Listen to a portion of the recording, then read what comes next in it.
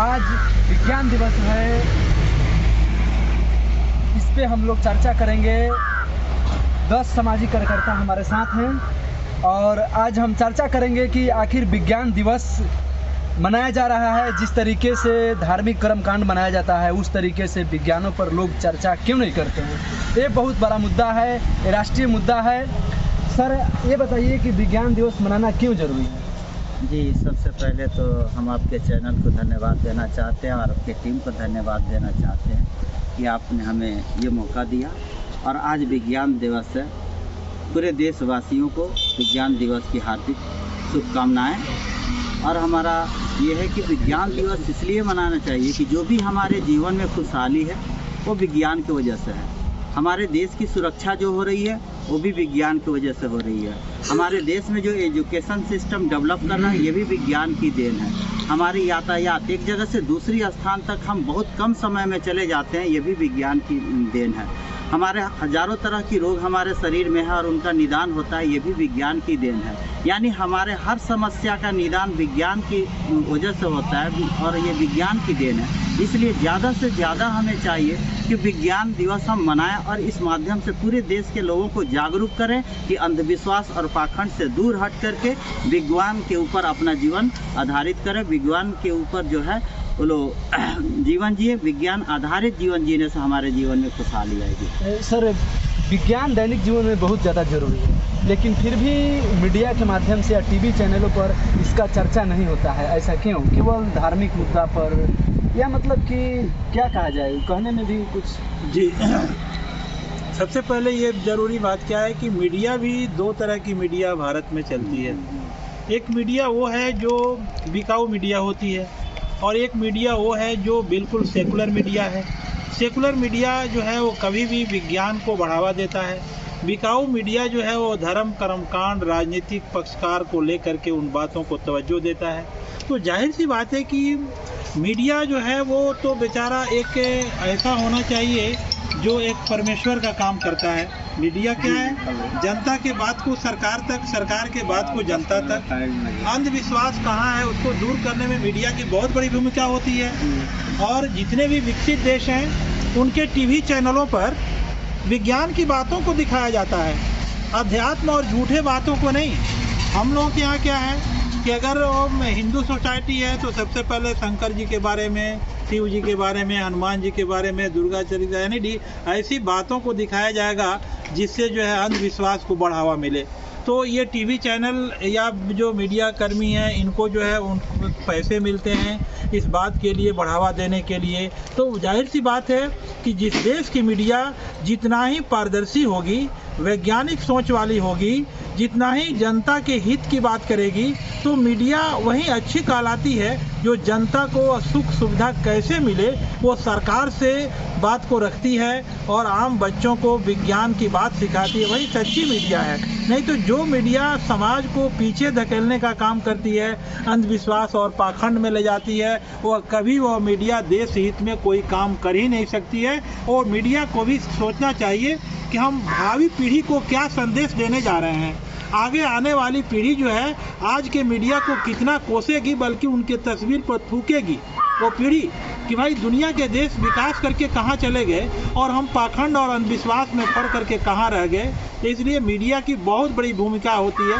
तो यदि मीडिया ही अगर जिस देश की करप्टेड हो जाए, भ्रष्ट हो जाए और जो सरकार के नाकामी को छुपाने लगे, अंधविश्वास को बढ़ावा देने लगे, तो उस देश में अब विज्ञान और मीडिया को कहा जाता है कि ये लोकतंत्र का चौथा स्तंभ होता है। और ये मीडिया जो है भारत को धंसाने में लगी हो, यहाँ के बच्चों के भविष्य को नष्ट करने में लगी हो, तो फिर दूसरे देश के दुश्मन की कोई ज़रूरत नहीं है। वो मीडिया ही एक ऐसा है और राजनेता जो हैं वो देश को बर्बाद करने के लिए काफ़ी है, किसी हथियार की कोई ज़रूरत नहीं है।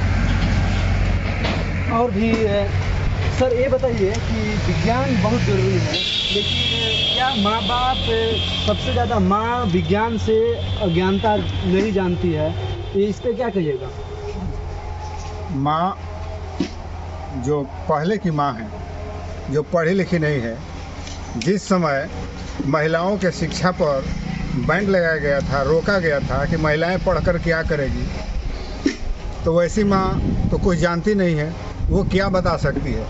लेकिन जब हम जागरूक हुए हैं, हमको जानकारी हो रही है कि नहीं, पढ़ना लिखना शिक्षा कितना ज़रूरी है और आगे डेवलप करने के लिए विज्ञान का साथ लेना कितना ज़रूरी है, उसमें अब कहने की क्या बात है। आज विज्ञान के चलते पहले खेत में हल चलाया जाता था तो बैल से जोता जाता था, उसमें हल लगता था।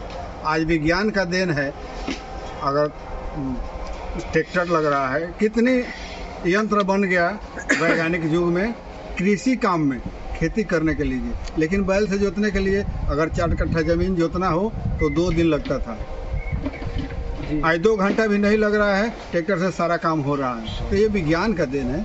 तो विज्ञान वैज्ञानिक युग में अगर हम जी रहे हैं तो इस हिसाब से हमको चलना चाहिए। लेकिन सर फिर भी जो है कि विज्ञान बहुत ज़्यादा आगे निकल गया है, लेकिन फिर भी हम लोग जात और धर्म के नाम पर एक दूसरे का हत्या कर देते हैं। सर इस पर क्या कहिएगा? देखिए, सबसे पहले है कि अभी हम अपने बारे में भी बात बताएं तो आदमी पढ़ाई तो शुरू से किया है, पर आज तक मतलब सिर्फ ये जो है कि सिर्फ ये जाना जाता है कि हाँ हमारे मतलब ये विज्ञान दिवस होता है 28 फरवरी को होता है, बाकी हम अभी तक मतलब इस तरह के कार्यक्रम में हम कभी गए हैं। एक तरह से हम एक टीचर भी हैं, बाकी ना हम इतना जानते हैं, बाकी इसमें मुझे इतना ज्ञान नहीं आया कि शायद में विज्ञान दिवस को भी मनाया जाता है, जैसे टीचर डे मनाया जाता है और सारा दिवस मनाया जाता है।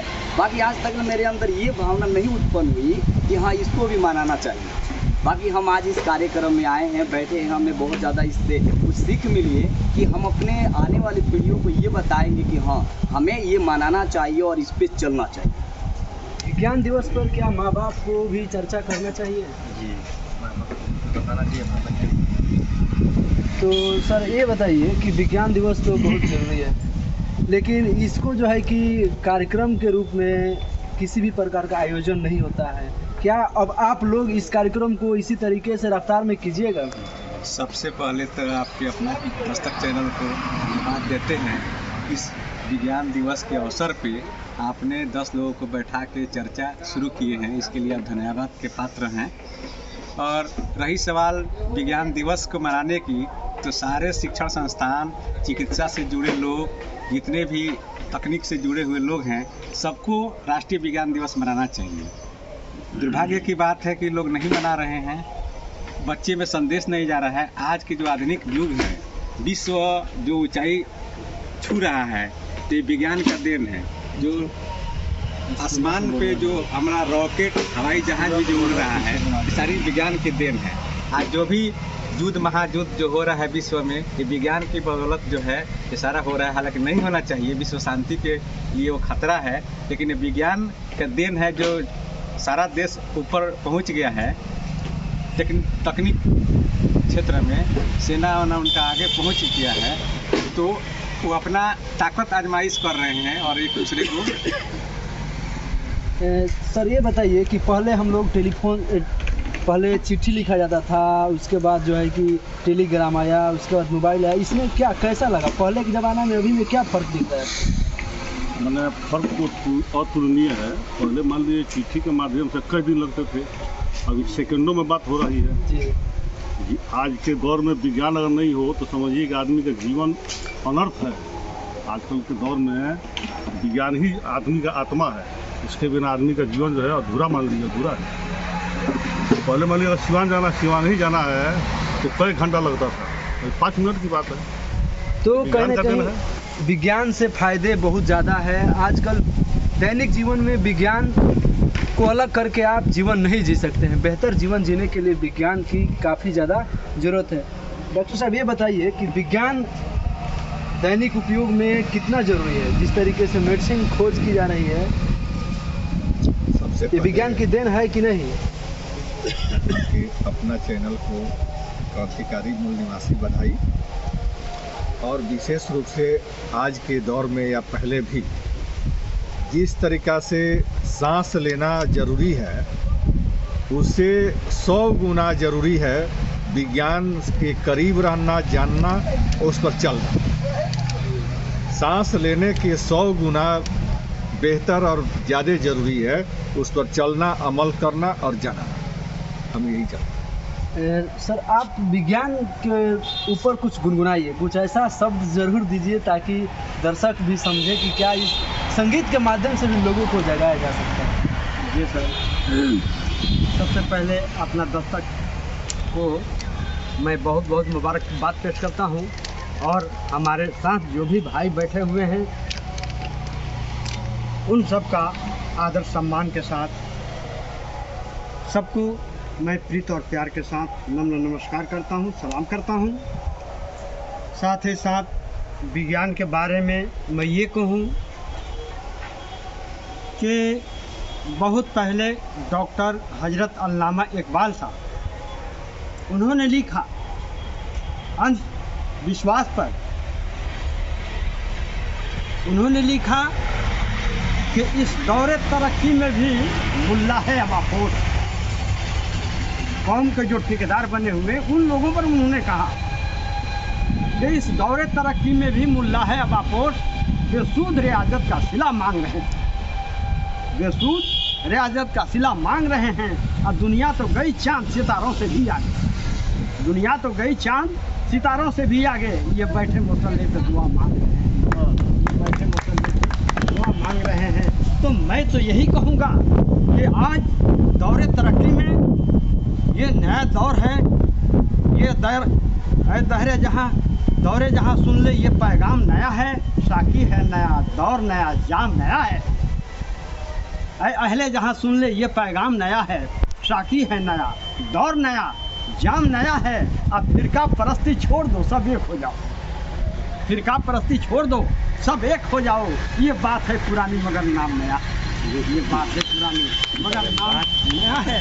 और मैं चलते चलते ये भी कह दूं कि कभी बाइबिल, कभी गीता, कभी कुरान की बातें करना, कभी कभी मौके पर, कभी बाइबिल, कभी गीता, कभी कुरान की बातें करना। अब धर्म कोई भी हो, धर्म कोई भी हो, इंसान की बातें करना, धर्म कोई भी हो, इंसान की बातें करना। क्योंकि अंधविश्वास को हर दिल से मिटाना होगा, अंधविश्वास को हर दिल से मिटाना होगा। बातें कोई भी हो, बातें कोई भी हो, लेकिन विज्ञान की बातें करना, बातें कोई भी हो, विज्ञान की बातें करना। तो गुनगुनाए आप ये बताइए, विज्ञान पहले के ज़माने में अभी के ज़माने में फ़र्क काफ़ी ज़्यादा है। मतलब अभी बहुत सारे बच्चे जो हैं कि मोबाइल पर व्यस्त हैं, तो इस पर आप क्या कहिएगा? पढ़ते लिखते हैं। आज जो है दुनिया में जितना पॉपुलेशन बढ़ रहा है, यदि विज्ञान नहीं होता ना तो हम लोग को अन्न नहीं मिलता, माटी खाना पड़ता। क्या बात, वक्त बहुत कम है, अरमान ज़्यादा है, झील को लुभाने के लिए दुनिया में सामान ज़्यादा है। यदि झील को सजाने, शरीर को सजाने के लिए, सामान को जुटाने के लिए विज्ञान ही एक मूल्य यंत्र है। नहीं तो ये धर्म में जितना कर्मकांड है उससे कुछ मिलने वाला, सब समय बर्बाद और करोड़ों की संपत्ति नाश करने वाला जो है कर्मकांड है। विज्ञान में एक मूल चीज़ है, दुनिया की विकास, हर देश की विकास, आदमी की विकास, जन जन के विकास विज्ञान ही है। इसके अलावा दुनिया में कोई रास्ता नहीं। विज्ञान से हर एक चीज़ संभव है। मतलब कि सच बात है सर जो बोले कि अगर विज्ञान नहीं होता तो पहले एक कट्ठा में 10 किलो 15 किलो गेहूँ उपजाने में काफ़ी ज़्यादा कठिनाइयों का सामना करना पड़ता है, लेकिन आज क्विंटल का क्विंटल एक कट्ठा में ही हम लोग कर लेते हैं। कहीं ना कहीं ये विज्ञान की देन है। कितना फर्क है चाचा? सर, पुराने ज़माने में हम लोग गेहूँ बोते थे तो मुअरी तिवारी से हम लोग दाते थे। मुअरी तिवारी बोते हैं, हाँ, डंटा 10 किलो 5 किलो जो है कि गेहूँ होता था, वही उड़ा जाता था। उसी समय किसी को पंथ देने के लिए रोटी नहीं मिलती थी। आज हर व्यक्ति, विज्ञान का देन है कि ये हर व्यक्ति के घर में भूसौल में जो है कि 10 बोरा गेहूँ रखा हुआ है, अन्न की कमी नहीं होती है। ये विज्ञान का देन है। चलिए, ये सबसे पुराने दादा हैं, ये काफ़ी इंटरेस्टेड हैं विज्ञान बहुत ज़रूरी है। विज्ञान का ही देन है कि मेरा देश इतना आगे, चाहे विश्व आगे बढ़ा हुआ है। विज्ञान जानने की ज़रूरत है। हर स्कूल में, हर परिवार में, हर घर में विज्ञान जानना ज़रूरी है।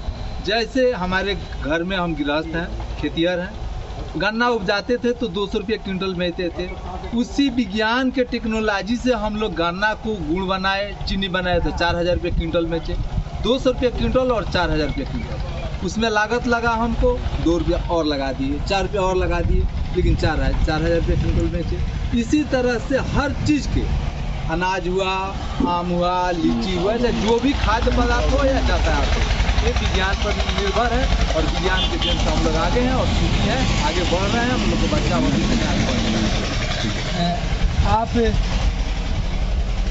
देख रहे थे अपना दस्तक न्यूज। आज हमने विज्ञान के ऊपर हमने चर्चा किया। हमारे साथ नावुल सर भी हैं और मतलब कि तमाम लोग हैं, प्रोफेसर वीरेंद्र सर हैं। इनके साथ चर्चा करने में काफ़ी आनंद रहा कि एक देश एक विकसित देश बनाना चाहते हैं तो इस तरीके के मुद्दे को उठाना ज़रूरी है और हम लोगों ने ज़रूरी समझा, इसलिए हमने चर्चा की। तो क्या कुछ कहिएगा उसको? जी, बहुत सारी बातें हमारे साथियों ने कहा है। हम यही कहेंगे कि आज के जो युग है, मॉडर्न युग है, कंप्यूटर युग है, विज्ञान से हर काम हो रहा है, तो आस्था भी हमारी विज्ञान पर ही टिका होना चाहिए। विज्ञान के विपरीत आस्था रखेंगे तो हम विज्ञान के काम को जो है प्रोत्साहन नहीं दे पाएंगे। कथनी करनी समान होना चाहिए। अगर हमें तरक्की चाहिए, दुश्मनों से सुरक्षा चाहिए, घर में साधन संसाधन चाहिए, तो हमें विज्ञान की बात करना होगा और विज्ञान को आगे बढ़ाना होगा। हम यही कहेंगे। एक आखिरी सवाल हम ले लेते हैं प्रोफेसर साहब से। सर, संविधान भी कहता है कि साइंटिफिक टेम्परामेंट पे कार्य सरकार को करनी चाहिए, लेकिन कोई भी सरकार इस तरीके का कार्य बहुत कम करती है। संविधान के बातों का पालन अगर अक्षरशः कर दिया गया होता तो आज जो है भारत दुनिया के विकसित देशों में सबसे अगली कतार में रहता। लेकिन अफसोस की बात यही है कि ये खादी पहनने वाले जो नेता होते हैं वो कभी अपने जनता के लिए नहीं, अपने वतन के लिए भी नहीं हो पाते हैं। यही वजह है कि आज के भी दौर में, आज़ादी के इतने वर्षों के बाद भी भारत में जो काम चल रहा है राजनीति के पैमाने पर कि धर्म विशेष को बढ़ावा देना, एक धर्म के लोगों को दूसरे धर्म से लड़ा देना और सही सोच को पैदा नहीं करना, और संविधान के मुताबिक हम नागरिक नहीं बना पा रहे हैं स्कूल कॉलेज में छात्रों को। हम सिर्फ स्कूल कॉलेज में छात्रों को हिंदू और मुसलमान बना रहे हैं, हम ईसाई और सिख बना रहे हैं। संविधान जो कहता है वैसा छात्र नहीं बना पा रहे हैं। हम सभी लोग एक भारतीय हैं। संविधान ये कहता है कि हम भारत के लोग, कभी नहीं कहता है कि हम हिंदू लोग, हम मुसलमान लोग, हम सिख लोग, हम ईसाई लोग। तो देश के पार्लियामेंट में जो 544 MP जा करके देश चलाने का काम करते हैं, 540, इन लोगों को चाहिए कि संविधान के मुताबिक स्कूल कॉलेज में छात्रों का ब्रेन तैयार करें। शिक्षक जो हैं वो भी सेकुलर मिजाज के शिक्षक हो। तो यहाँ पर क्या है कि शिक्षक अगर हिंदू शिक्षक है तो वो लाल पीला हरा मार के जाता है स्कूल कॉलेज, कंठी चला के जाता है। मुसलमान टीचर है तो दाढ़ी बढ़ा के और टोपी, यानी पहले इस भारत मुल्क को धर्म जो है वो चाहिए पढ़े लिखे लोगों को। सोचिए क्या विडम्बना है, जबकि सच बात है कि आर्थिक नींव की बुनियाद जो होती है उसका बाहरी ढांचा धर्म और राजनीति होता है। आर्थिक बुनियाद जो है वो मजबूत रहनी चाहिए किसी भी देश का, क्योंकि उसी से अमीर और गरीब पैदा होते हैं और ये अमीर और गरीब सारे मजहबों में होते हैं, हिंदू हो, मुसलमान हो, सिख हो, ईसाई हो। और इसीलिए देश का संविधान कहता है कि रोटी, कपड़ा, मकान, शिक्षा, सड़क, दवा सबको चाहिए, वो किसी जात और मजहब के लोग हों। इसलिए कहीं न कहीं राजनीति करने वालों ने भारत को धर्म के नाम पर नुकसान पहुंचाया है, यह मैं भी कबूल करता हूं। क्योंकि आज के विद्यालयों में सबसे पहले सावित्रीबाई फुले जो महिलाओं की शिक्षा की रोशनी जलाई 1840 में, और शेख फातिमा ने, दोनों ने स्कूल कॉलेजों में वो शिक्षा के लिए छात्र महिलाओं के लिए शिक्षा के केंद्र खोले। तो इनका जो है कोई जयंती नहीं, लेकिन सरस्वती पूजा हर स्कूल में मनाई जा रही है। मास्टर साहब छड़ी घुमा घुमा करके बीड़ा वादनी की जाए, और बच्चे डांस कर रहे हैं और जुलूस निकल रहा है, कहाँ कल्चर को ले जा रहे हैं। इसलिए सख्त ज़रूरत है कि सबसे पहले भारत में संवैधानिक वसूलों को स्कूल, कॉलेज, मदरसा कोई भी हो उसको पढ़ाया जाए और छात्र जो है भारतीय तैयार करें, नहीं कि हिंदू और मुसलमान और सिख और ईसाई तैयार करें। तो ये थे प्रोफेसर वीरेंद्र यादव जी, जो दरोगा राय कॉलेज के प्रोफेसर हैं। तो आपने तमाम लोगों के विचार सुने।